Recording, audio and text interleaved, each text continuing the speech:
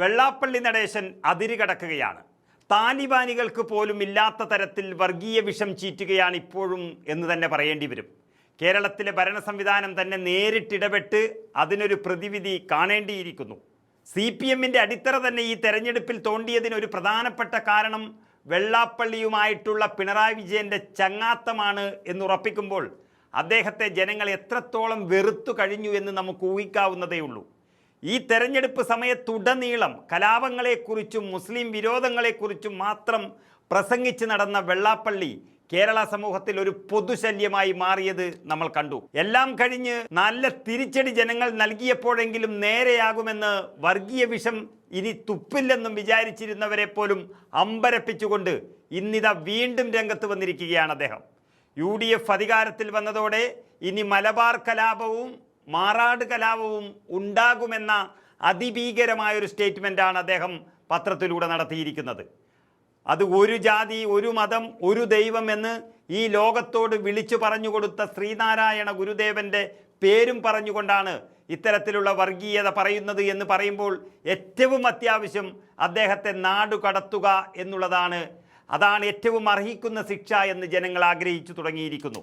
അക്രമം കാണിക്കുന്ന ക്രിമിനലുകളെ മാത്രമല്ല, മതേതര കേരളത്തിൽ വർഗീയത പ്രചരിപ്പിക്കുന്നവരെയാണ് കാപ്പ ചുമത്തി ആദ്യം നാടുകടത്തേണ്ടത് എന്ന് ചിന്തിക്കുന്ന ഒരു മാധ്യമ സ്ഥാപനമാണ് മീഡിയ ഗ്രാമം. മുസ്ലിം ലീഗിനെ അപമാനിക്കാനും വിദ്വേഷം ഇളക്കി വിടാനുമാണ് ഈ കടന്നാക്രമണം നടത്തിക്കൊണ്ട് വെള്ളാപ്പള്ളി നടേശൻ രംഗത്ത് വന്നത്. SNDPയുടെ മുഖപത്രമായ യോഗനാഥം എഡിറ്റോറിയലാണ് ഈ രൂക്ഷ വിമർശനം എന്നുള്ളത് ഏറെ വേദനിപ്പിക്കുന്ന ഒന്നുകൂടിയാണ്. മലബാർ കലാപവും മാറാട് കലാപവും മറക്കില്ല എന്ന തലക്കെട്ടിൽ എഡിറ്റോറിയൽ പ്രസിദ്ധീകരിക്കുന്നു. ശരിക്കും പറഞ്ഞാൽ ഒരു സർക്കാർ, ഒരു ജനകീയ സർക്കാർ 102 സീറ്റുകളോടുകൂടി അധികാരത്തിൽ വരുമ്പോൾ ഏറ്റവും ജനങ്ങൾ സന്തോഷിക്കുന്ന ഒരു നിമിഷത്തിൽ ശ്രീനാരായണ ദേവൻ്റെ പേരിലുള്ള ഒരു പത്രത്തിൽ എഴുതേണ്ടുന്ന തലക്കെട്ടോ വാചകമോ അല്ല ഇത് എന്ന് കേരളം തിരിച്ചറിഞ്ഞിരിക്കുന്നു. അധികാരം ഉറപ്പായതോടെ മുസ്ലിം ലീഗ് കടുത്ത ഹിന്ദു വിരുദ്ധതയിലേക്ക് മാറിയെന്നാണ് വെള്ളാപ്പള്ളി ആ ലേഖനത്തിൽ പറഞ്ഞിരിക്കുന്നത്. ലീഗിൻ്റെ മതേതര നിലപാടിനെ എതിർക്കുന്നവരെ മുസ്ലിം വിരുദ്ധരാക്കിയെന്നും മുസ്ലിം ലീഗിൻ്റെ വർഗീയതയെ എതിർത്തതിന് തന്നെ തെരുവിൽ അധിക്ഷേപിച്ചുവെന്നും പറയുന്ന വെള്ളാപ്പള്ളി തനിക്ക് കിട്ടിയ തോൽവി ഈ മതേതര കേരളം നൽകിയത് എന്ന് ഉൾക്കൊള്ളാൻ ഇപ്പോഴും തയ്യാറായിട്ടില്ല എന്നുള്ളതാണ് വസ്തുത. വെള്ളാപ്പള്ളി പറഞ്ഞിരിക്കുന്നത് ഇങ്ങനെയാണ്: UDF അധികാരത്തിലേറും മുൻപ് മുസ്ലിം ലീഗ് കേരളം ഭരിച്ചു തുടങ്ങിയിട്ടുണ്ട്. ഭരണത്തിൻ്റെ മറവിൽ മത തീവ്രവാദികൾക്ക് സംരക്ഷണം ഒരുക്കുകയാണ് ഇവർ. ഇതിന് സർക്കാർ കൂട്ടുനിൽക്കുമോ എന്ന് കാത്തിരുന്ന് കാണാം. G. സുകുമാരൻ നായരും വെള്ളാപ്പള്ളി നടേശനും മുസ്ലിം ലീഗിൻ്റെ മുഖ്യ ശത്രുക്കൾ എന്നാണ് പറയുന്നത്.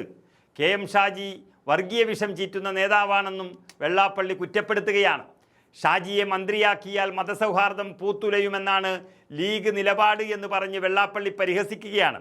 മതേതര സമൂഹത്തിന് മുന്നിൽ മുസ്ലിം ലീഗിൻ്റെ ഉടുമുണ്ട് അഴിഞ്ഞു, മുസ്ലിം ലീഗ് അഖിലേന്ത്യാ ലീഗിൻ്റെ അവശിഷ്ടം മാത്രമാണ് എന്നും ലീഗ് അഭിനയിക്കുന്ന മതേതരം കപടനാടകമാണ് എന്നാണ് വെള്ളാപ്പള്ളിയുടെ വിമർശനം. ഹിന്ദുക്കളെ കൊന്നുതള്ളിയ മലബാർ കലാപം നടന്ന നാട്ടിലാണ് ഈ മുസ്ലിം ലീഗ് വളർന്ന് പന്തലിച്ചത് എന്ന് അദ്ദേഹം പറയുകയാണ്. വർഗീയതയ്ക്ക് ഒന്ന് ആക്കം കൂട്ടാൻ വേണ്ടി കൂട്ടക്കൊലയെ സ്വാതന്ത്ര്യ സമരമാക്കി മാറ്റിയ തന്ത്രം ഇനി വിലപ്പോവില്ല. മാറാട് കലാപത്തിന് പിന്നിലെ കൈകൾ ആരുടേതെന്ന് നന്നായി അറിയാം. സമുദായത്തെ തകർക്കാൻ ഏത് കൊലകൊമ്പൻ വന്നാലും കൈകാര്യം ചെയ്യുമെന്നും വെള്ളാപ്പള്ളി നടേശൻ മുന്നറിയിപ്പ് നൽകുകയാണ്.